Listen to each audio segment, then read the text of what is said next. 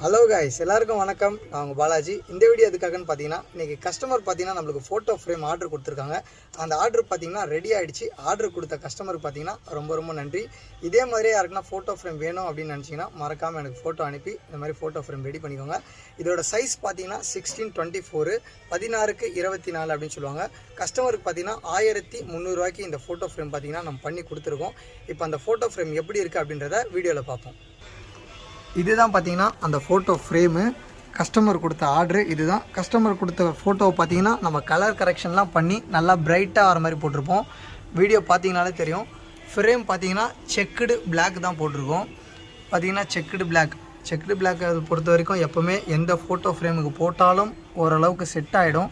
நார்மலாக டீசெண்டாக இருக்கும்.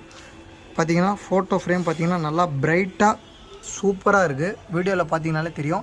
இதே மாதிரியே ஃபோட்டோ ஃப்ரேம் யாருக்குன்னா வேணும் அப்படின்னு நினச்சிங்கன்னா மறக்காமல் நம்மளுக்கு ஃபோட்டோ அனுப்பி இந்த மாதிரி ஃபோட்டோ ஃப்ரேம் ரெடி பண்ணிக்கோங்க. முடிஞ்ச அளவுக்கு சப்போர்ட் பண்ணுங்கள். வீடியோவை பார்த்தவங்க எல்லோரும் மறக்காமல் பார்த்தீங்கன்னா லைக் பண்ணுங்கள். சப்ஸ்கிரைப் பண்ணாதவங்க சப்ஸ்கிரைப் பண்ணுங்கள். வீடியோ ஃபுல்லாக பார்த்ததுக்கு ரொம்ப நன்றி.